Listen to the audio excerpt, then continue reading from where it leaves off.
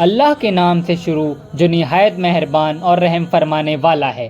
السلام علیکم ورحمۃ اللہ تعالی وبرکاتہ۔ خلاصہ سورہ النساء پارٹ 3۔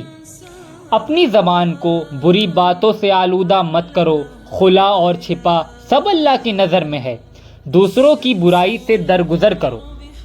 اللہ پر ایمان رکھو اور اللہ کے سب رسولوں پر ایمان رکھو۔ اس کی گنجائش نہیں ہے کہ کسی پر ایمان رکھو اور کسی پر ایمان نہ رکھو۔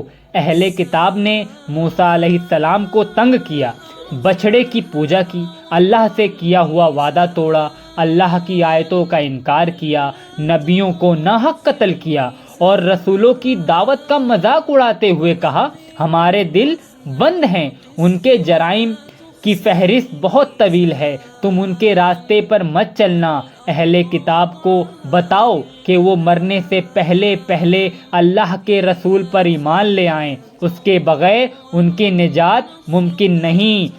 ظلم مت کرو، اللہ کے راستے سے مت روکو، سود مت کھاؤ، لوگوں کا مال ناجائز طریقے سے مت ہڑپ کرو، یہ سب بہت سنگین جرائم ہیں۔ راسخین فی العلم کا شیوہ اپناؤ۔ اللہ نے جو کتاب اب نازل کی ہے اور جو پہلے نازل کی تھی، توریت، زبور، انجیل اور قرآن، ان پر ایمان لاؤ، نماز قائم کرو، زکوٰۃ دو اور اللہ اور آخرت کے دن پر ایمان رکھو۔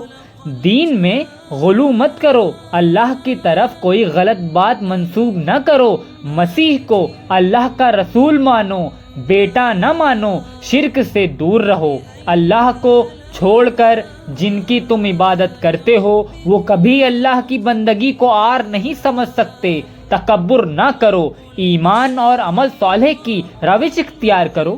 تمہارے رب کی طرف سے روشن کتاب اور راہ دکھانے والی روشنی آ گئی ہے، یعنی کہ قرآن، اس کی قدر کرو، اللہ پر ایمان لاؤ اور اس کی رسی کو مضبوطی سے تھامے رہو۔